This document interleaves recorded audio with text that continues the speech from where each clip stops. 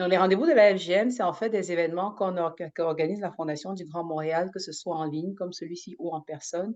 Et l'idée étant de parler de différents sujets qui touchent la communauté du Grand Montréal, la philanthropie ou alors la Fondation en elle-même. Donc, ça, c'est le premier de cette année. Il y en aura d'autres. Je vous invite à surveiller la programmation sur notre site Internet, puis également regarder l'infolettre. On les annonce toujours à l'avance. Donc aujourd'hui, on va parler de philanthropie communautaire et des cercles de donateurs et donatrices. Et c'est moi qui vais le faire. Donc je suis Linda Tchombe, directrice au développement philanthropique à la Fondation. Ça fait 7 ans que je suis à la Fondation du Grand Montréal et 2 ans dans mon rôle actuel. Et l'idée enfin, peut-être je vais commencer par dire c'est quoi la Fondation, parce que si vous êtes là, c'est que vous avez entendu parler du webinaire, mais ce n'est pas toujours clair pour tout le monde qui on est puis ce qu'on fait. Je vais probablement commencer par ça.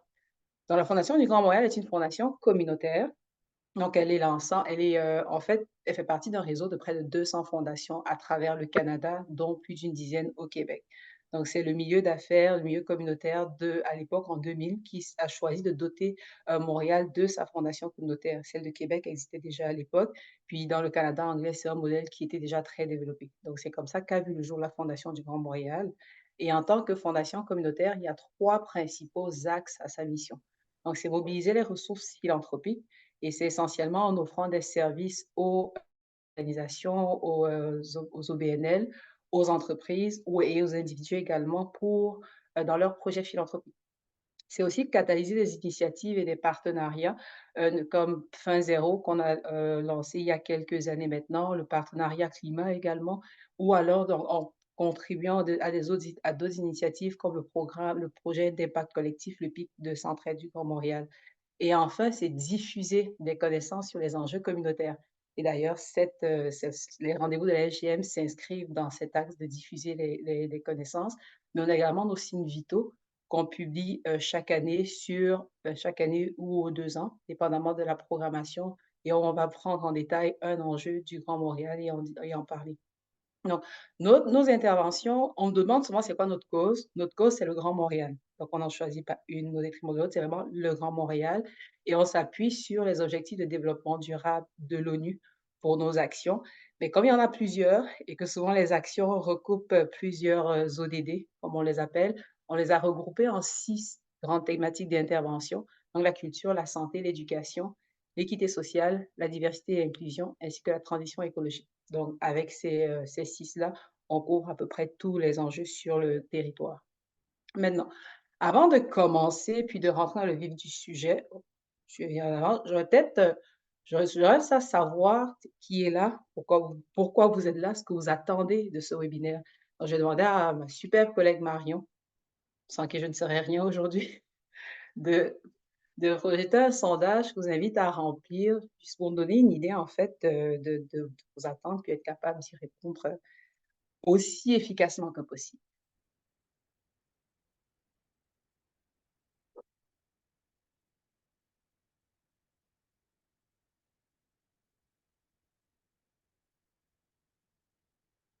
C'est beau, Marion?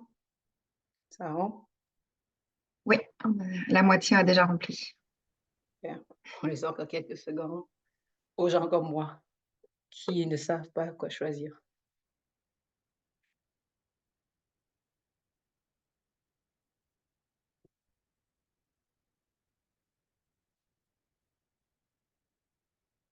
Parfait. Je crois on Ça peut rentre encore un peu, mais OK, je peux le laisser juste une seconde. parfait. Il reste Bon, une dizaine de personnes qui n'ont pas répondu. OK. Ben, c'est un beau score. En général, les sondages, on n'y répond pas tant que ça. Quand ça Ok, tourne autour de 30%, on est déjà content. je ferme le sondage. C'est beau. Merci. Alors, donc, ben, du coup, j'ai pas des résultats. J'oublie. Je vous les enverrai. Super. OK. Mais c'est un beau groupe. Il y a quand même, c'est à la moitié, à 50%, disons, pour ceux qui savent, qui ont été déjà impliqués, dans des initiatives philanthropiques ou des cercles de donateurs et donatrices au sein des communautés culturelles. L'autre moitié, non. Ceux qui ne savent pas, probablement, c'est un oui, puis en général, on ne sait pas que c'est ça. J'aurais tendance à dire. Puis par rapport aux attentes, Connaissance générale, la meilleure compréhension de la contribution des communautés ethnoculturelles vient en tête. Ça va être intéressant. Personne n'est là juste pour rien. C'est bien aussi. C'est encourageant de savoir qu'il y a une intention. Super et je vois connaissance générale sur le sujet, meilleure compréhension et des outils concrets, 52. C'est super parce qu'on aura des outils justement à proposer, par la suite. Parfait. Bon, donc, de quoi on va parler? Oui, on va parler de philanthropie communautaire, justement, de l'état actuel des dons au Canada, on va passer dessus brièvement, l'état actuel et des motivations de dons au sein des communautés culturelles cette fois, et de l'utilité des cercles de donateurs et de donatrices dans le renforcement de la philanthropie communautaire. Donc, on va commencer. J'ai un background en recherche, donc j'aime toujours ça commencer avec les définitions. Donc, la philanthropie, c'est l'amour de l'humanité. Ça, c'est la définition simple de base étymologique c'est la définition. On peut la décliner comme on veut, mais c'est la définition de base. Communautaire, c'est un adjectif qui désigne tout ce qui a rapport à une communauté. Et la communauté ici va s'entendre comme un groupe de personnes qui vont partager des intérêts, des valeurs, des objectifs ou une identité commune. C'est important ici de voir que la communauté peut être définie par des critères géographiques, par exemple, une communauté lavalloise, je prends un exemple, culturel, religieux aussi, ethnique et même professionnel. Dans certaines entreprises, on va parler de communauté de pratique. Donc, on ne va pas le réduire uniquement au côté culturel puis religieux, mais la communauté, vraiment, dès qu'on a un intérêt, des objectifs ou une identité commune, on peut créer une communauté. Donc, partant de ces définitions de base, la philanthropie communautaire pourrait être définie comme une forme d'engagement social qui est basée sur des dons financiers, également, de ressources et de temps. Et l'idée, tout ça, c'est au profit d'initiatives locales, communautés, qui visent à renforcer et à améliorer le bien-être d'une communauté spécifique. Donc, on voit encore le côté communautaire là-dedans. Et pourquoi on va parler de philanthropie tant que ça? Parce que le terme, oui, philanthropie communautaire, mais des fois, les gens ne savent pas trop ce que c'est exactement, qu'est-ce que ça mange l'hiver, comme on dit. Mais la philanthropie demeure une composante et les dons demeurent une composante importante dans la société canadienne. Donc, selon Statistique Canada, en 2020, le secteur des OBNL, les organismes à but non lucratif, représentait 186 milliards de dollars. C'est 10% du pays, presque 9 à 9% quasiment du PIB du pays. Et la moyenne des dons déclarés en 2021 était à près de 10 milliards. C'était 10 milliards de dollars. C'est une moyenne parce que ça aussi entre 9 et 11 milliards, en fait. Donc, c'est quand même considérable les montants qui sont brassés par la philanthropie annuellement. Et le pourcentage de déclarants ou des déclarantes qui ont dit avoir fait un don dans la déclaration d'impôt annuelle en 2021, c'était 18%. Après, on s'entend que ça, ce sont les personnes qui ont déclaré avoir fait des dons. Derrière, ça ne prend pas en compte tous les dons qu'on fait à la caisse à l'épicerie, par exemple. Ça ne compte pas les dons qu'on fait de manière ponctuelle dans la rue. Et ça ne compte pas non plus tout ce qui passe par les plateformes de sociofinancement comme les GoFundMe de ce monde. Donc, c'était certainement plus considérable. Maintenant, ce qui est intéressant, c'est de voir comment dans les communautés culturelles puis les diasporas, est-ce que ça se répercute. Et là, les chiffres sont très intéressants. En tout cas, j'étais surprise de les voir. C'est l'étude sur les tendances en philanthropie d'épisode en 2021 a indiqué que le don moyen de l'ensemble des résidents et des résidentes du Québec était de 240 $ en 2021. Mais quand on regardait uniquement les Québécois et Québécoises, les résidents nés à l'étranger ou de parents immigrants, donc les premières et deuxième générations, comme on les appelle, on montait à 357 $. C'est quand même considérable la différence. Donc ça veut dire, c'est sûr que 240, c'est la moyenne générale. Puis si on regarde ce groupe en particulier, on est à 357 $. Ça veut dire qu'on donne quand même dans ces communautés-là. Et je trouvais intéressant de parler également des transferts de dons dans les pays d'origine, justement. Il y a un débat si est-ce que c'est de la philanthropie, est-ce que ça n'en est pas? Là, je ne veux pas mettre les débats là-dessus parce que ça demeure important. La Banque mondiale, en 2022, estimait à 836 milliards de dollars les transferts qu'ont fait les diasporas partout à travers le monde dans les pays d'origine. C'est quand même énorme. On est presque à 80% du PIB du Canada. Donc, c'est de gros montants et c'est la preuve que ces communautés-là brassent quand même beaucoup d'argent, pour dire les choses comme elles sont, et aussi qu'il y a cette culture de redonner dans les pays d'origine. Les anglo-saxons font la différence entre remittance, qui est comme l'argent qu'on envoie à la famille, puis la philanthropie ou les dons. Le 836 milliards de dollars, c'est l'ensemble. Mais à la fin de la journée, comme je l'ai dit dans un autre contexte, le 836, l'argent qu'on envoie à la famille, ça vient aussi soutenir le système social du pays ou de la communauté. Donc ça demeure une forme de philanthropie. J'ai oublié de préciser au départ, je ne veux pas prétendre, c'est bon, je viens vraiment là pour présenter des chiffres comme cela, des constats qu'on a eus, puis je veux aussi que ce soit une conversation. Donc si vous avez une question à tout moment, n'hésitez pas à lever la main ou à la mettre dans le chat. Il y a Marion qui va me faire signe s'il y en a. Donc sentez-vous vraiment à l'aise, hein, parce que si je dois faire un monologue toute seule jusqu'à la fin, ça va peut être long, longtemps. Donc, maintenant, on voit qu'il y a la culture du don quelque part au sein des communautés et puis on voit au niveau du pouvoir économique qui a également une importance. Maintenant, on pourrait se poser la question, pourquoi on fait des dons? C'est quoi les motivations de dons au sein des communautés culturelles? Mais imagine Canada s'est posé la question en 2020, quand ils ont fait une étude sur les nouveaux arrivants, le multiculturalisme et les dons de bienfaisance au Canada. Et ce qui ressort, c'est que les principales motivations de dons au sein des communautés culturelles, communautés migrantes, c'est premièrement parce que c'est la bonne chose à faire. Deuxièmement, pour faire preuve de compassion. Troisièmement, une croyance personnelle. Quatrièmement, c'est parce qu'on connaît la cause. Et en cinquième, pour se sentir bien de l'intérieur. C'est vraiment tout ça, c'est des choses finalement, qui sont innés. C'est comme c'est la bonne chose à faire, c'est normal, c'est naturel. On voit que la culture est ancrée. Non seulement on le voit au niveau des dons, des montants de dons qui sont faits, mais on voit que ce n'est pas quelque chose d'étranger finalement aux personnes de ces communautés-là. Et là, on pourrait se poser la question, comment ça se fait qu'on ne voit pas plus? Comment ça se fait qu'on n'en parle pas? Et on a fait nos recherches. Il s'avère qu'il y a des facteurs qui sont intrinsèques, vraiment liés aux individus et aux communautés, puis d'autres qui sont plus extrinsèques. À l'intérieur, on va voir la modestie culturelle, parce que souvent les défis qui ont été rencontrés par ces communautés-là vont influencer un peu leur manière de percevoir la philanthropie. Donc on va agir plutôt humblement, puis on va donner la priorité à la communauté plutôt qu'à l'individu. Souvent aussi, c'est juste parce que on a vu nos parents faire des choses qui étaient extraordinaires, puis qui n'en parlaient pas. Et on se dit, bah, si je le fais, pourquoi j'en parlerais? Bon, mes parents l'ont fait, ils n'en ont pas parlé. Donc c'est un peu comme culturellement, on en parle juste pas, on le fait. Il y a la discrétion personnelle, un peu le culte de l'anonymat. Je veux le faire, mais je veux pas qu'on en parle, je veux pas qu'on sache que je l'ai fait parce que je veux peut-être pas qu'on sache que justement j'ai ce pouvoir d'achat ou bien ces revenus-là, disons. Le côté action plutôt que reconnaissance, et là encore, c'est qu'on veut se concentrer plus sur les besoins de la communauté, mettre ça de l'avant, plutôt que la reconnaissance personnelle.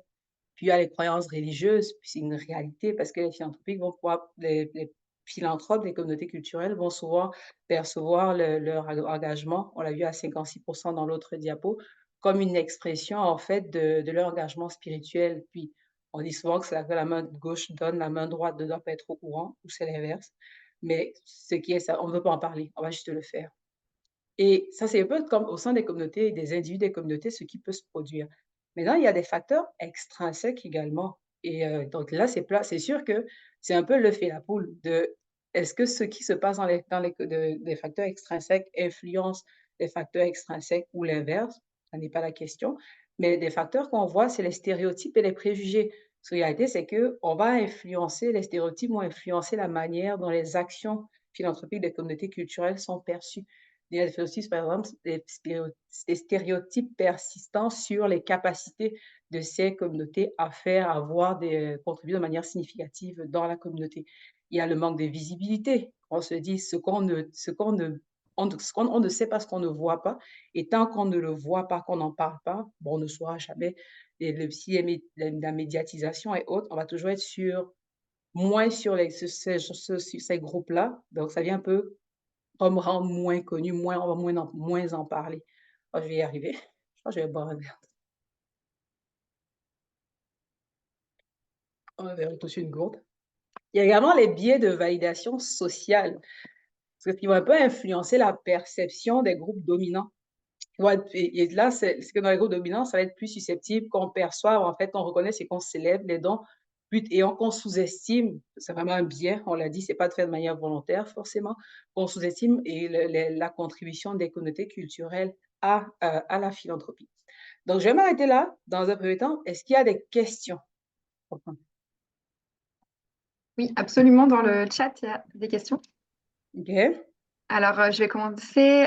Si vous souhaitez ouvrir votre micro pour poser votre question, c'est avec plaisir. Donc, Radia Megnem, j'espère que je prononce bien, qui demande, Oui. ben, je vois le micro ouvert, alors allez-y. Ma question, c'était de savoir est-ce que le bénévolat, le don de temps, est inclus aussi dans les statistiques et aussi des dons plus ou moins, par exemple, une personne qui va voyager, partir dans le pays d'origine, elle va apporter une somme d'argent. Est-ce qu'il y a moyen de le calculer ou pas? C'est une super question. Euh, Est-ce que le bénévolat inclut, je pense, les heures, il y a une étude de Statistique Canada sur justement les dons et le bénévolat, je ne sais pas si la dernière, il me semble qu'il date de 2018, qui montrait qu'en termes d'heures de bénévolat, en temps de dons de soi, les communautés culturelles donnaient beaucoup d'elles. Ça, c'est comme, une fois de plus, c'était comme ancré. Donc, on donnait beaucoup des heures à aider, que ce soit l'aide aux devoirs ou peu importe. Là. Il y a vraiment cette culture également. Les données, c'est assez compliqué d'avoir des données, malheureusement. Si on n'en a pas par des organisations comme Statistique Canada ou Imagine Canada, c'est compliqué d'avoir des chiffres précis. Mais il y a cette même culture qui est présente, ça c'est certain. Puis c'est sûr aussi qu'on ne capture pas les montants d'argent qu'on va envoyer quand on arrive effectivement dans le pays d'origine, c'est pas pris en compte. Et ça rejoint un peu le débat sur les fameux remittances, l'argent qu'on envoie dans les familles. Oui, ça, on est capable de le traquer, de le surveiller parce qu'on va utiliser les moyens d'envoi d'argent. Mais effectivement, ça aussi, on n'arrive pas à le capturer, ce qui va venir certainement bonifier la contribution des communautés culturelles en philanthropie, de manière générale. Merci Linda. Il y a deux questions de Hervé Coudugnon. Je ne sais pas si vous souhaitez ouvrir votre micro, sinon je me fais votre voix. Euh, alors, je vais y aller.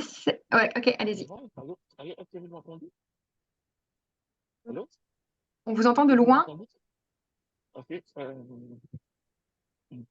La première question, je voudrais savoir, est-ce qu'il y a des détails concernant les différents dons, par exemple, des détails par région, mettons.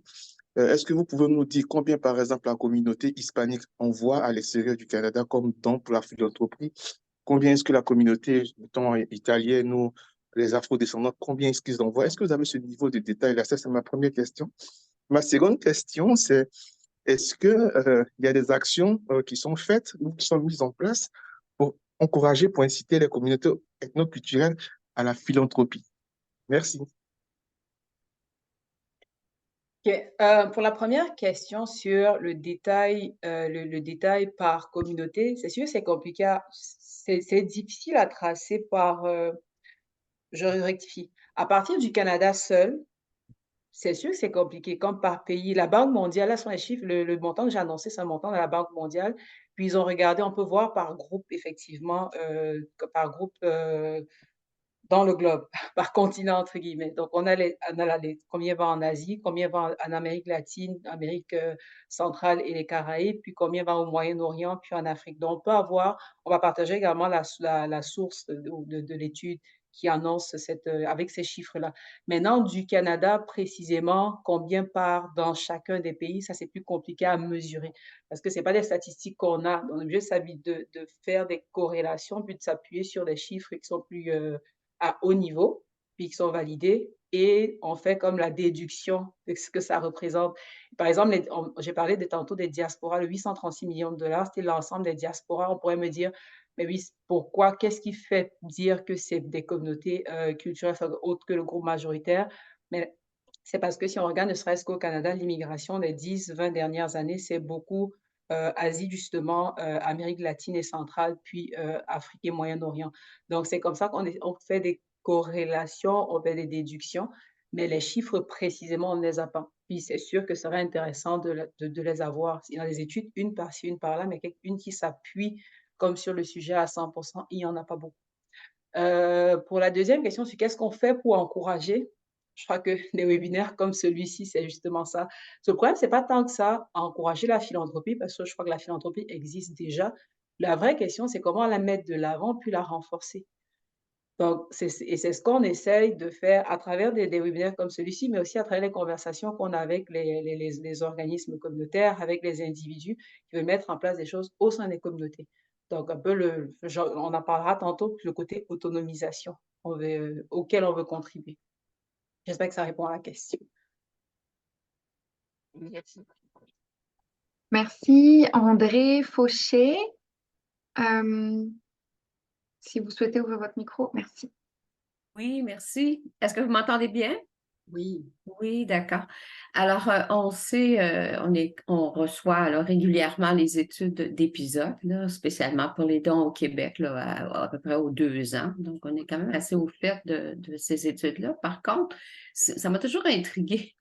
On est capable d'avoir facilement le don moyen des donateurs, des Québécois de souche au sein d'organismes multiples, parce que il y a des compilations qui se font, etc. Ça peut se faire assez facilement parce que les organismes donnent leurs chiffres, quelque chose comme ça. Mais d'obtenir le don moyen de 357 venant de personnes nées à l'étranger, je ne sais pas trop comment ils font pour avoir cette information-là. Est-ce qu'ils font des sondages? Parce que, voyez-vous, de notre côté, quand on fait des sondages, on ne demande pas où est née la personne. On ne demande pas si la personne est afro-descendante, latino, etc. On ne demande pas ces informations-là. Ça reste quand même assez anonyme et confidentiel. Donc, je suis assez surprise d'avoir un chiffre comme ça qui m'étonne. D'ailleurs, c'est un très bon montant comme don moyen. Et puis, ça me donne vraiment le goût d'aller dans les communautés culturelles pour les sensibiliser à nos actions, pour pouvoir les faire devenir donateurs. Évidemment, ça nous donne cette pulsion-là. Et ils sont difficiles à rejoindre parce que c'est difficile d'entrer dans les communautés pour le don. Alors, je sais pas, ma question est multiple. Je sais pas si vous avez des réponses à me donner. Peut-être pas. Alors, voilà, je me lance. Merci beaucoup pour la question. J'ai un début de réponse. L'étude d'épisode, c'est effectivement un sondage et c'est avec Léger, comme quelqu'un dit souvent le gars des sondages. Donc, c'est avec Léger que c'est fait. Puis, ils vont poser des questions. Là, en 2021, c'est la première édition pour laquelle il y a vraiment eu on a vraiment posé la question au niveau de l'origine puis du statut d'immigration ou de pas immigration. Donc, la méthodologie, c'est ça, mais on va partager OK. également le lien du sondage, puis vous pourrez aller le lire en détail, puis avoir, enfin, le lien de l'épisode, enfin, de l'étude, bon, je vais y arriver. Puis vous pourrez OK. voir à la fin la méthodologie, puis avec les données brutes qui ont été collectées les données brutes, semi-brutes, là, qui ont été collectées pour arriver aux résultats qu'ils ont annoncés. OK, donc cette fois, la dernière étude, ils ont fait cocher les gens Oui, sur le fait qu'ils soient nés à l'étranger ou non. ils ont Donc, ils également regardé proviennent ça, oui, d'autres communautés culturelles, tout simplement. exactement. OK. Puis, Bon, ben c'est pas c'est seulement. une première alors, parce qu'on ne le faisait pas avant. Oui, c'était C'est nouveau dans ça. le sondage de 2021 et Mhm. même, c'est la même chose au niveau j'ai parlé d'une étude sur les dons et je crois que c'est les dons, j'ai oublié le nom de l'étude précisément, mais même au niveau du Canada, c'est la même chose. Ils se sont rendus compte que les personnes, 1re ou deuxième génération ont tendance à donner 20 plus, je crois que c'était 20 plus non, 20 des dons des donateurs, c'est des personnes, oh mon Dieu, je vais arriver. Faut que je trouve la statistique précisément. Laissez-moi regarder. Mais je sais qu'il y avait une statistique intéressante là-dessus aussi, qui m'avait moi aussi étonnée. Les personnes immigrantes, en moyenne, donnent 20 de tous les dons au Canada. C'est ça Ah le oui. Ils donnent plus, et ça, c'est plus seulement le Québec, c'est le Canada. Ils vont Mhm. donner aussi OK. des montants plus importants, même à l'échelle canadienne. Ils étaient OK. sur 500 en comparaison à 423 pour ceux qui étaient nés. Et puis, on disait plus, c'est une étude de 2017, ça, que plus les personnes sont établies ici depuis longtemps, Mhm. plus le don va être important. OK, d'accord.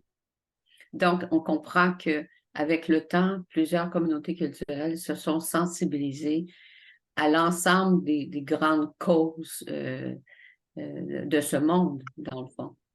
En fait, c'est pas qu'elles étaient sensibilisées, elles sont déjà. Si on revient Oui. encore sur la Mhm. question Mais tantôt elle pose de. le geste, elle pose le geste. C'est ça. Si on regarde ici les différentes causes pour lesquelles on donne, la connaissance de la cause et la connaissance de l'organisme de bienfaisance arrive à 79 et 75% respectivement. Donc, c'est pas Mhm. quelque chose de nouveau. C'est qu'on le sait, c'est juste que C'est on n'en ça. parle pas. Ce n'est pas capturé, ce n'est pas D'accord. mis de l'avant et on a l'impression que c'est nouveau, mais c'est juste qu'on ne le savait pas C'est parce ça. que oui, il y a les facteurs intrinsèques qu'on a vus, mais il y a aussi les facteurs extrinsèques. D'accord. Merci beaucoup.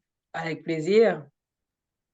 Donc, on va Il y a continuer. juste une petite dernière question peut-être OK, sur avec c'est la plaisir. dernière. Floriane Lemoine qui a posé une question. Si vous voulez ouvrir votre micro, puis on avait une main levée également. Je ne sais pas si tu voudras les prendre à la fin ou à la fin, comme tu veux. On prend peut-être une dernière. Et Oui, il y a- merci. Merci, effectivement, c'est d'être rapide. C'était une question à la fois un peu de méthodologie aussi, et puis un petit peu philosophique. J'étais curieuse, qui fait peut-être un peu appel à ce que vous disiez par rapport au remittance, parce que j'ai l'impression que quand il y a un don entre la famille au sein d'une communauté culturelle, on va considérer ça comme étant de la philanthropie, et puis si c'est peut-être une famille blanche, par exemple, on va pas forcément considérer ça dans les données sur la philanthropie. Donc j'étais curieuse de savoir, est-ce que c'était le cas? Et est-ce que finalement on considérait ça comme un don, comme de la philanthropie, uniquement si la famille était dans un autre pays et donc on considère que ça contribue au développement notamment de ces autres pays, au-delà de la dimension solidarité familiale qui j'imagine est présente un peu partout. C'est une bonne question philosophique, effectivement, être ou ne pas être, la philanthropie finalement. Hem, En fait, je crois que ça c'est mon avis personnel, c'est un peu c'est oui et non. Parce que d'un côté, le fait qu'on donne Permettez le sur il y a aussi le côté accès aux ressources. Je veux dire quand on donne dans le pays d'origine, permettez en la général, sagesse. on va que ça va venir soutenir effectivement le soutien, le milieu social, mais c'est la même chose, même quand c'est au sein de la même famille, puis qu'on est ailleurs. Mais comment on le mesure? C'est sûr, peut-être, vu qu'on est déjà sur place, on considère qu'on applique les mêmes critères, entre guillemets, que ceux qui sont sur place depuis plus longtemps et qu'on a accès aux mêmes ressources. On aura tendance, effectivement, ces dons-là, à ne pas peut-être les compter ou les comptabiliser dans les remittances comme ceux qu'on envoie ailleurs parce qu'on sait que c'est un contexte socio-politique et socio-politico-économique complètement différent. Mais je crois que ça demeure aussi des choses je crois qu'il faut étudier pour aller au fond de la question et de voir si finalement l'accès justement aux ressources communautaires, est-ce qu'il est égalitaire entre si on est immigrants ou bien descendants d'immigrants et si on est né ici depuis plus longtemps. Fait que c'est des choses qu'il faudrait effectivement étudier et c'est des «trous» entre guillemets qui restent à combler. Merci. Heu, je vais est-ce qu'il y avait encore une question? Je vais peut-être poursuivre, puis on va Oui, il poursuivre y a d'autres questions, mais on les garde pour la fin. Tu peux y aller. super. Donc, une fois qu'on a parlé je suis vraiment contente, je voulais que ce soit une conversation, puis c'en est une. Merci de l'intérêt, puis je suis contente de voir qu'il y a un questionnement qui est là, que ce soit au niveau des organisations, au niveau des individus justement qui s'interrogent sur leur philanthropie, mais la philanthropie au sein de leur communauté. Maintenant, la deuxième partie, c'est de parler des cercles de donateurs et de donatrices. C'est autre chose qu'on voulait aborder, parce que c'est un moyen de venir renforcer la philanthropie communautaire, enfin la philanthropie au sein d'une communauté. On l'a vu, la discrétion personnelle, les motivations culturelles vont faire qu'on ne veut pas en parler, mais peut-être quand on est un cercle, on est en gang, ça va être facile de parler du cercle et pas de soi. Et ça, c'est là où les cercles de donateurs et donatrices vont être intéressants. C'est une forme de philanthropie participative, philanthropie, amour de l'humanité, mais là, on fait participer, en fait, les gens autour, dépendamment des raisons pour lesquelles on se met ensemble autour de la table. L'idée étant de réunir autour d'un même projet, d'une cause particulière, plusieurs personnes qui vont partager les mêmes valeurs et les mêmes objectifs. Notre fameuse définition de communauté revient encore ici.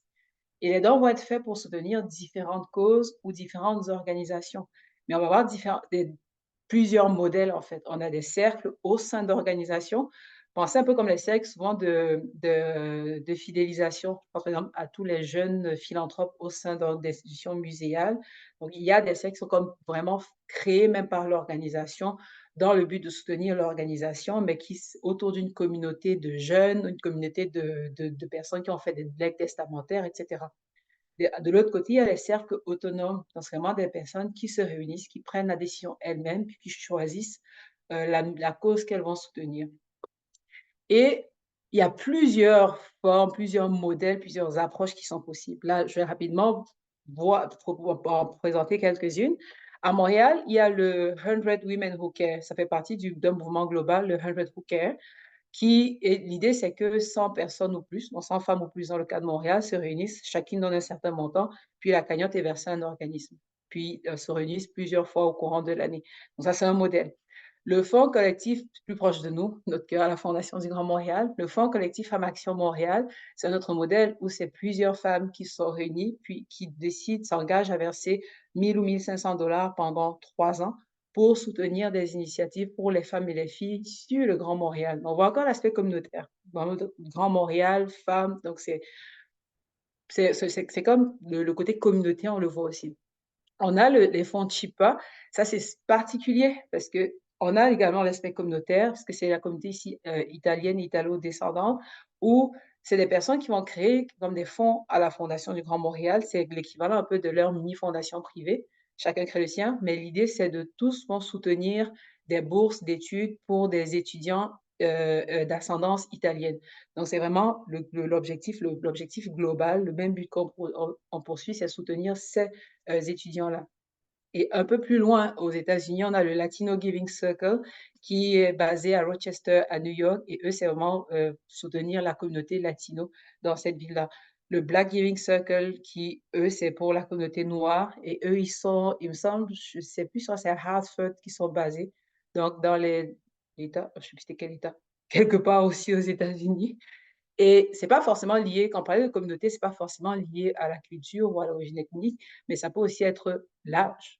Donc, le Next Gen Giving Circle, par exemple, sont des jeunes professionnels en moyenne dans la trentaine qui, eux, se réunissent dans la région à Washington, la région métropolitaine, et ils vont soutenir des petites organisations locales dirigées par des personnes autochtones, noires ou de couleur, BIPOC.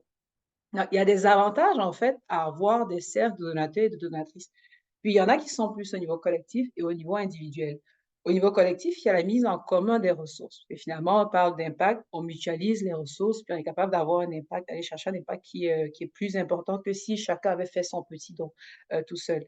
Il y a tout le développement de compétences, une intelligence collective et stratégique, parce que là, on parle de groupes d'individus qui vont avoir des expériences diverses, des compétences variées, différentes perspectives. Et quand elles travaillent ensemble, ben, elles vont apprendre les unes des autres, partager leurs connaissances sur les enjeux sociaux, meilleures pratiques philanthropiques, réussite antérieure, etc. Il y a tout le côté autonomisation, parce que les cercles de donateurs et de donatrices vont être différents de la philanthropie traditionnelle qui est beaucoup plus descendante, donc top-down, comme on dit souvent, mais c'est vraiment les décisions basées sur la participation, la discussion et en incluant toutes les parties prenantes et même souvent les bénéficiaires. On est vraiment dans quelque chose de différent. La flexibilité qui est offerte par les cercles de donateurs, ça permet de répondre aisément aux besoins qu'ils vont identifier. Donc, c'est vraiment si, mettons, on a mis le focus sur tel enjeu, puis on se rend compte qu'il y en a un autre qui est plus important, si ça s'enligne avec notre objectif, ben, on va être capable de rapidement changer, puis aller vers celui-là. L'accessibilité, les cercles vont être ouverts peuvent être créés par des personnes de toute origine, peu importe l'origine, les revenus, on peut créer un cercle de donateurs. Par exemple, on peut très bien avoir un cercle de donateurs, de très jeunes donateurs et donatrices, des enfants qui mettraient que quelques dollars ou leur temps, parce on l'a dit, c'est des dons, mais c'est des ressources et du temps qu'on met en commun. Et l'idée, c'est que ces enfants-là apprendront à tisser des liens et à contribuer à une cause. Puis plus au niveau individuel, il y a l'apprentissage. On l'a vu déjà au niveau collectif, mais au niveau individuel, on vient également apprendre sur différentes causes, approfondir ses connaissances sur les enjeux sociaux spécifiques.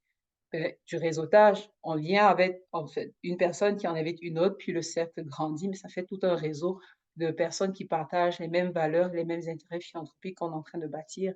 Et le leadership, parce qu'il y a la possibilité, dépendamment de comment le groupe s'organise, d'assumer différents postes de leadership au sein du groupe. Donc, juste le fait de décider d'en partir un, puis de rassembler les gens, je crois que ça prend un leadership exceptionnel pour le faire.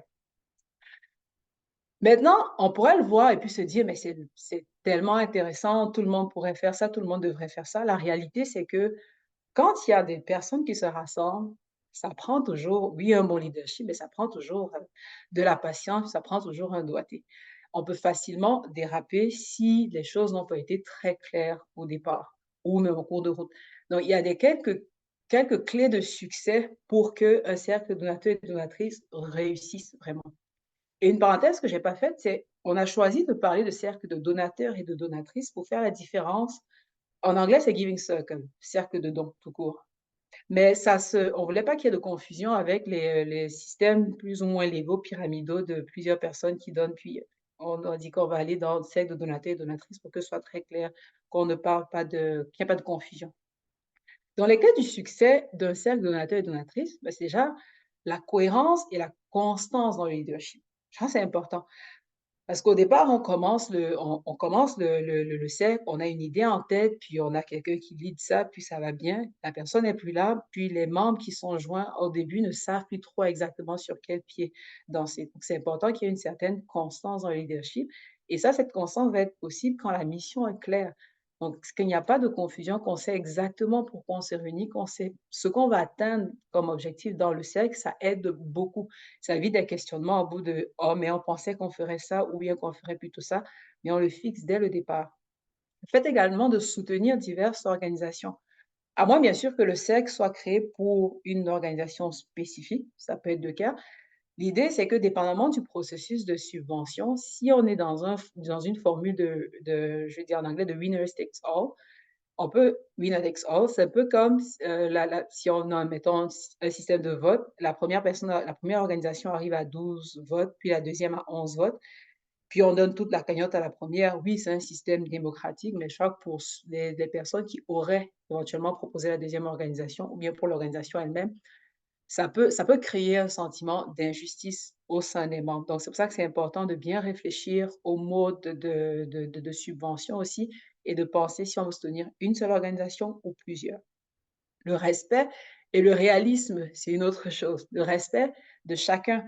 Oui, une communauté, c'est des personnes qui partagent les mêmes objectifs, mais la même identité, mais même au sein de cette communauté, il y a une diversité.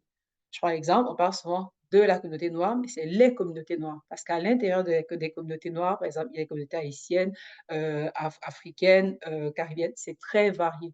Donc, c'est le respect de la réalité de chaque personne, même au sein du cercle, est important. Il faut également, le réalisme, c'est de s'assurer que l'objectif qu'on veut atteindre, ben, qu'on est capable de l'atteindre. L'idée, ce n'est pas de chercher quelque chose de grand, mais on va s'essouffler parce qu'on aura l'impression que le cercle n'aura pas l'impression qu'il arrive à accomplir ce qu'il voudrait faire. C'est ça qu'il faut être très réaliste au niveau des objectifs et aussi réaliste au niveau peut-être de l'implication que les membres vont avoir, qu'on attend des membres. Par exemple, si on a un cercle de professionnels, puis on s'attend à ce que chacune donne, mettons, 30 heures par semaine, bon, est-ce qu'on est vraiment réaliste? Et la cinquième chose, c'est l'utilisation de ressources indépendantes. Parce que souvent, ne serait-ce que pour évaluer de manière objective les besoins du cercle, pour la gestion des fonds, parce qu'on s'entend, c'est des dons, donc c'est de l'argent qui est brassé à l'intérieur, pour avoir des conseillers externes qui vont participer à la prise de décision, par exemple au processus de subvention. Donc, quand on a un regard extérieur, ça renforce l'objectivité dans les processus et ça permet d'éviter que moi, je vois le 9, l'autre personne voit le 6, puis on passe tout le temps à se chicaner, alors que quelqu'un qui aurait une vision de haut dira, mais finalement, on est en train de voir exactement la même chose, ça ne sert à rien de perdre, de se chicaner. Ça, c'est des exemples mais les plus importants qui peuvent survenir. Ça ne veut pas dire que tout cercle de donateurs va être comme confronté à ce genre d'enjeu. Ça va vraiment dépendre du modèle de chacun. Puis on parlait de ressources indépendantes. Mais l'une des ressources indépendantes, c'est les fondations communautaires. Parce que la fondation va venir comme avec son regard externe, justement, et être capable d'avoir une objectivité, enfin une objectivité là. Objectivité, c'est ça. Souvent, je confonds objectivité, subjectivité, ça vient de l'objectivité. Et la fondation est accessible, donc elle est disponible en général. La communication est plutôt facile et ouverte avec les fondations communautaires. Mais il y a la prise en charge de la gestion administrative des dons, on en parlait tantôt, remise des reçus pour fin d'impôt si c'est applicable, gérer différents types de dons. Au-delà du don d'argent, d'avoir d'autres types de dons, ça peut être intéressant. Des services personnalisés, que ce soit du conseil, de la formation, des ressources de dons en ligne, etc. On va pouvoir le fournir. Puis la flexibilité, parce qu'on peut, à travers une fondation communautaire, on n'est pas obligé de choisir une seule organisation qu'on veut soutenir, ça peut être plusieurs. On peut également changer les organismes soutenus en fonction des priorités qu'on a identifiées et on peut même modifier. Si, mettons, on veut soutenir, je prends encore les femmes du Grand Montréal, puis qu'au départ, on se disait, mais c'est vraiment dans l'entrepreneuriat, les femmes en entrepreneuriat, on se rend compte qu'au-delà de l'entrepreneuriat, c'est peut-être quand elles finissent le cégep, comme juste le passage entre le secondaire et le cégep qui est charnière, il faudrait qu'on les encourage à terminer leur cégep. Je prends même un exemple, mais on peut s'orienter facilement. Et là, vous me direz, ouais, mais c'est quoi l'intérêt pour la fondation communautaire? C'est quoi le cash là-dedans? Mais c'est clair qu'il y a un intérêt pour une fondation communautaire, on va pas se le mentir. L'intérêt, c'est vraiment de contribuer à la culture philanthropique au sein de la communauté. J'ai parlé de 3 axes de la Fondation du Grand Montréal, par exemple, mais l'un d'entre eux, c'est de mobiliser les ressources philanthropiques. Donc là, on est vraiment en train de les mobiliser et de rejoindre de nouveaux donateurs. Pour les organismes qui sont là, je tiens à préciser que les fondations communautaires comme la Fondation du Grand Montréal ne font pas de levée de fonds. On lève du capital. On vient offrir un service philanthropique à des individus, des organismes justement ou des entreprises. Puis l'idée étant de faciliter leur philanthropie, mais les bénéficiaires en bout de ligne demeurent les organismes qui sont sur le terrain. Et aussi, c'est pour augmenter la visibilité des communautés. On a eu la question, qu'est-ce qui est fait pour encourager la philanthropie au sein des communautés? Je crois que c'est pas l'encourager, c'est bien la rendre plus visible. Parce que comme je dis, ce qu'on ne voit pas, on ne sait pas que ça existe. Et puis, quand on ne se voit pas soi-même comme philanthrope, c'est plus dur de donner plus, de contribuer plus. Donc, ce qu'on fait, c'est d'augmenter la visibilité, mettre vraiment le spotlight, excusez l'anglicisme, sur ces communautés en disant, vous êtes philanthrope, on vous voit, il faut que vous parliez et que les organisations, comme tantôt on a eu la question, se disent, ah oui, ça c'est vraiment un bassin de donateurs, donatrices qu'on est capable d'aller rejoindre. Concrètement, qu'est-ce qu'on peut faire? Pour poser la question, comment on fait concrètement pour partir un cercle de donateurs, de donatrices? C'est très simple en réalité. On peut en partir un dès demain. Je m'assieds, j'appelle mes collègues de la Fondation du Grand Montréal, par exemple. Je leur dis, on veut partir un cercle, puis l'objectif, ça va être de soutenir, mettons, les personnes qui travaillent dans le milieu communautaire. Parce qu'on le sait, les conditions pour ces personnes ne sont souvent pas faciles. Elles travaillent dans le milieu communautaire, mais elles s'appauvrissent souvent elles-mêmes en travaillant dans ce milieu-là. Qu'est-ce qu'on fait? On pourrait partir tout de suite, mais on va vite se brûler. On a vu tantôt les clés, les indicateurs, enfin les clés du succès. Il y a certains nombres de questions, si on s'assied, on y pense correctement, puis on y répond correctement, on est capable de partir dans notre série rapidement, mais après avoir fait ce processus de réflexion. On commence par définir l'objectif. Qu'est-ce qu'on veut accomplir à travers le cercle? Ça peut être lié à une cause ou à un organisme. En gros, si notre cercle est efficace puis fait ce qu'on souhaite qu'il fasse, où est-ce qu'on sera dans, je ne sais pas, 5 ans, 10 ans ou 15 ans? Où est-ce qu'on voit l'objectif concret? La structure, combien de membres est-ce qu'on va avoir? Est-ce qu'on limite? Le cercle a un certain nombre de membres. Il y en a comme ça qui sont comme, on est 10 femmes, on s'est réunis, puis on va rester que les 10. On a nos actions qu'on va prendre. Ou est-ce que c'est une adhésion, un membership, qui est plus ouvert? Est-ce qu'on a des comités à l'intérieur? Parce qu'il y a des cercles plus développés qui sont organisés vraiment comme une OBNL finalement. Parce qu'ils vont avoir un comité qui va aller chercher des membres, ils vont avoir un comité pour les subventions, un comité pour la gestion des dons. Il y en a qui sont très organisés. Donc, quelle est la structure qu'on va avoir au sein du cercle de donateurs, donatrices? La logistique, est-ce qu'on va le faire de manière autonome ou on va le faire via une organisation, via une fondation communautaire? Qu'est-ce qu'on désire faire? C'est quoi le nombre, le type de rencontres qu'on va avoir? Le nombre, le thème, l'horaire, le lieu, le budget? Il faut y penser parce que si on se rencontre 3-4 fois l'année, mettons des 5 à 7, faut quand même les gens vont quitter le travail pour y arriver, dépendamment de qui fait partie du cercle. Peut-être ça va prendre ne serait-ce que des breuvages, de l'eau quand on arrive pour comme s'assurer de pas s'assurer d'être dans les conditions aussi pour participer aux rencontres. La prise de décision, comment elle se fait? Est-ce que c'est participatif? Est-ce que c'est par vote? Est-ce que c'est un comité qui prend les décisions, par exemple, sur les subventions, un autre comité qui prend des décisions sur autre chose? C'est important de le déterminer. L'adhésion, justement, c'est quoi le montant de l'adhésion? Est-ce que c'est un montant ponctuel qu'on paye? Est-ce que c'est un montant qu'on peut étaler sur le temps? Est-ce qu'il y a plusieurs niveaux d'adhésion? Des questions à se poser. Est-ce qu'elle est renouvelable? Donc, est-ce que je paye une fois, puis je suis membre à vie? Ou alors, il faut que je repaye chaque fois pour garder mon statut de membre? Est-ce que c'est également révocable? On est à l'ère du numérique, puis on a l'ère des deepfakes, comme on dit. Puis, est-ce qu'on veut s'assurer que s'il y a quelque chose qui sort de pas très clair sur une de nos membres, on se dissocie parce qu'on ne voudrait pas que cela affecte après le cercle qu'on a mis du temps à bâtir. C'est des questions auxquelles il faut penser. Et les subventions, à qui est-ce qu'on les verse? les subventions.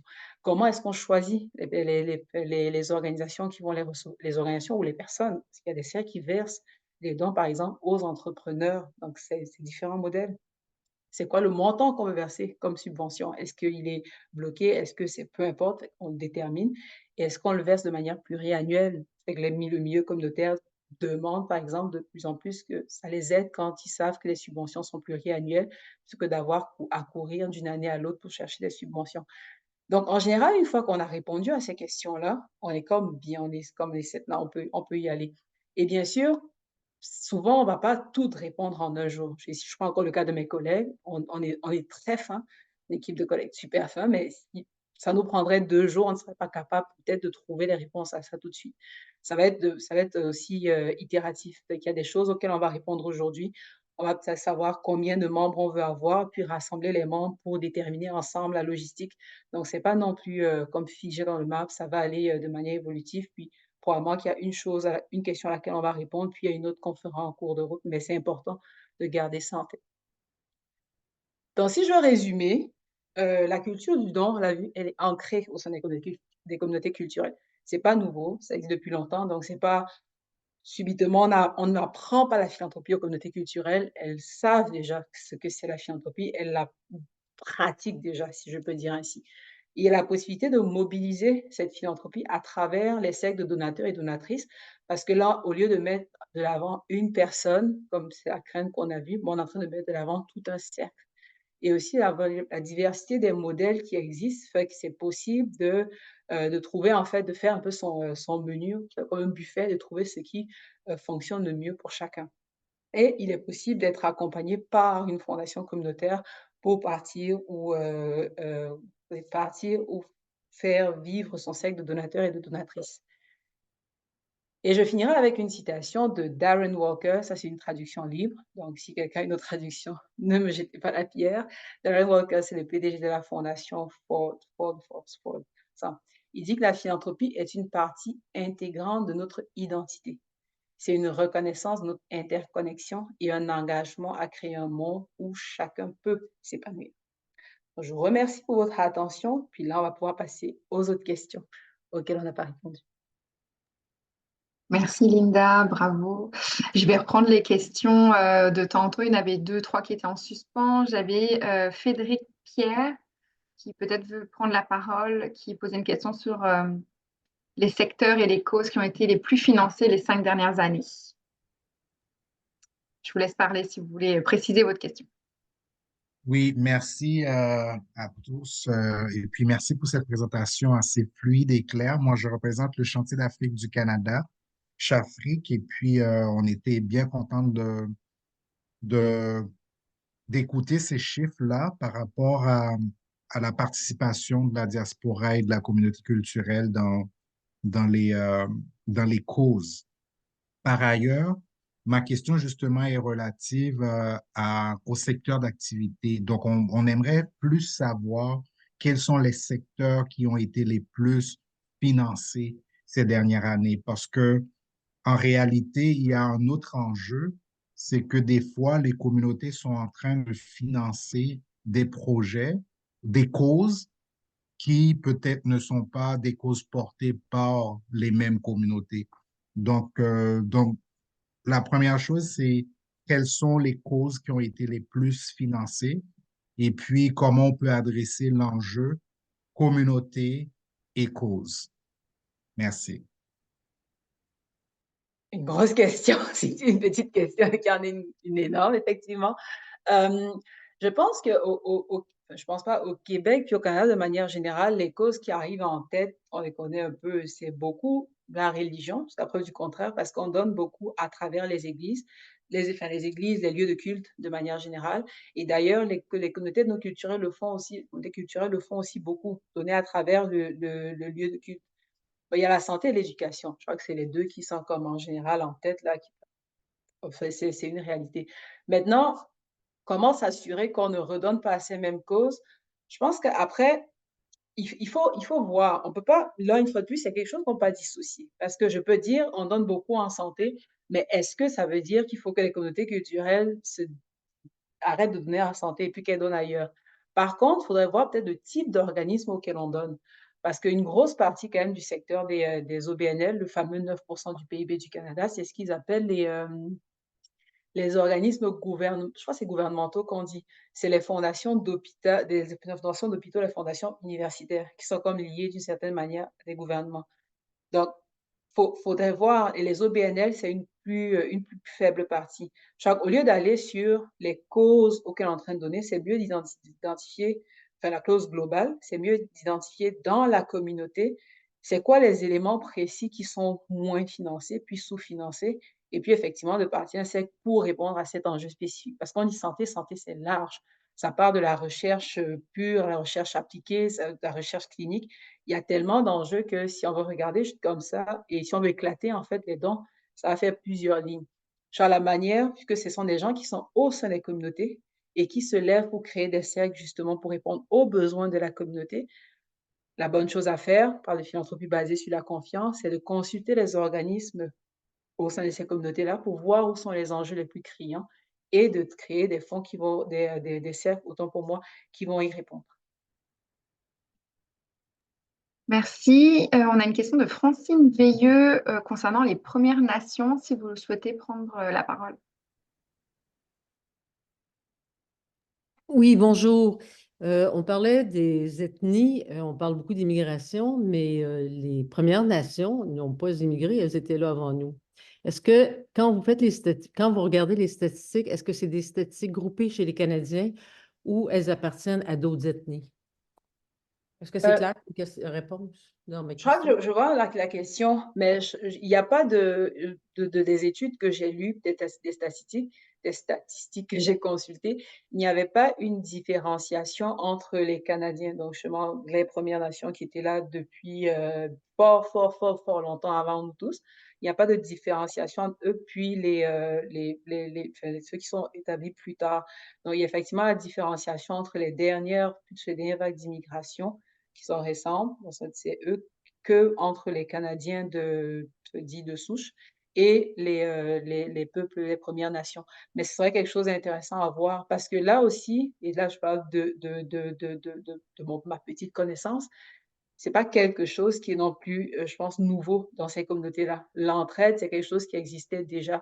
Donc, s'il y avait une étude qui était faite, je ne serais pas étonnée de savoir que les résultats donnent, ça donne plutôt les mêmes tendances de la culture ancrée, puis des dons sont faits au sein de la communauté, justement. C'est juste qu'on ne le mesure pas, on ne le capture pas. Merci. Plaisir. Il nous reste 4 minutes. Je vais regrouper 3 questions qui concernent l'accompagnement de la Fondation du Grand Montréal. Une première question d'André Fauché qui demandait, dans ce cas, pour avoir accès à des conseils et ressources de la FGM, par exemple, le cercle de donateurs au sein d'une organisation doivent créer un fonds au sein de la FGM. Je continue avec OK. Tao Savary qui demande s'il faut payer la FGM pour son accompagnement. Et Lila Ratifa qui demande est-ce que la FGM offre un accompagnement à la création de cercles de donateurs et donatrices au profit des personnes handicapées issues de l'immigration au Québec? OK. La réponse à tout sa réponse courte, non, on ne paye pas la FGM pour son accompagnement. Un de nos axes, c'est la diffusion de ressources, puis la catalysation d'initiatives. Catalysation. Enfin, c'est catalysation. Catalyse. Bon, bref, mon cerveau et moi, on s'entendra tantôt. Marion, je viendrai te voir. Mais la réalité, c'est que vous pouvez venir, pas besoin de créer un fonds pour venir à la FGM. D'ailleurs, il y a des gens qui nous arrivent avec des projets philanthropiques. On leur dit comment ils peuvent le faire, puis après on leur dit allez voir telle organisation, c'est bien mieux de passer par eux. Ce n'est pas dans tous les cas qu'on va être capable, qu'on va être la meilleure ressource pour vous, mais venir nous consulter puis qu'on jase de votre projet, puis on voit comment la FGM pourrait s'insérer là-dedans le cas échéant, c'est avec grand plaisir. Puis il y a rien à faire. On a un formulaire de contact sur le site internet. Vous écrivez j'ai besoin de faire telle affaire, je veux parler avec vous. On a une équipe de 5 merveilleuses personnes au développement philanthropique et on a une qui prendra contact avec vous pour répondre à vos questions. Puis en bout de ligne, si on voit que ça marche bien, que la fondation le fera, mais si on se rend compte que c'est préférable d'aller avec une organisation directement ou bien une autre structure, mais on le fera aussi. L'idée pour nous, c'est pas d'augmenter le nombre de fonds, forcément, c'est mais vraiment de s'assurer qu'on mobilise les ressources philanthropiques qui sont disponibles et qu'on met de l'avant ces philanthropies et puis ces cercles de donateurs et donatrices. Si, Linda, est-ce qu'on a le temps pour une dernière question? Je pense que c'est la dernière du chat. C'était André Fauché, justement, qui avait une demande de retour d'expérience. Si vous voulez ouvrir votre micro pour poser votre question.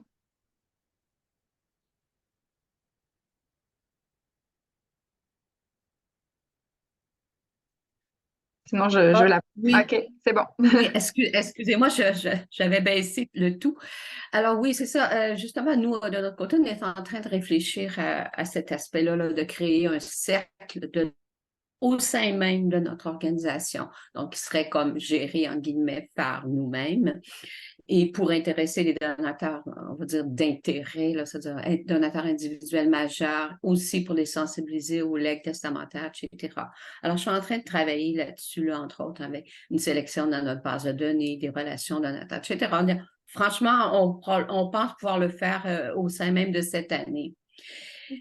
Il y a une chose qu'on a remarqué en discutant avec mes collègues de d'autres organisations et avec toute l'expérience qu'ensemble on a de toutes ces dernières années. On a remarqué que c'est extrêmement, vous le savez sans doute, difficile de rencontrer en personne des gens qui font partie ou qui pourraient faire partie de ce cercle. Plusieurs seraient intéressés sur papier, sur le web, etc., d'en faire partie et d'être reconnus pour cela. Mais de les rencontrer dans un sac à 7, les faire venir à une conférence d'intérêt, etc., c'est très difficile. Il y a beaucoup de mes collègues et de mes pairs qui l'ont essayé. On l'a déjà essayé, c'est difficile. On est rendu à l'ère du vidéoconférence.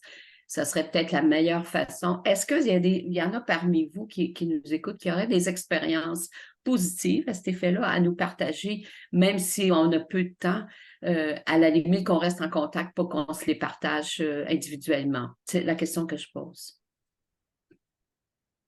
c'est une belle question. Et André, là, en février, j'ai plus la date, j'animerai un autre webinaire avec l'Association canadienne des professionnels en dons planifiés. Dont je fais On va partie. parler justement, c'est ça, on va parler justement des dons transfrontaliers, puis spécifiquement des dons dans ces communautés-là. Donc, on ne parle pas des sectes donateurs, mais à l'extérieur. Puis la question que vous posez, on se la pose nous-mêmes. Moi-même, je fais partie des communautés noires, à titre d'exemple. Puis de souvent rencontrer des personnes au sein des communautés juste pour discuter de leur philanthropie, ce n'est pas toujours aisé.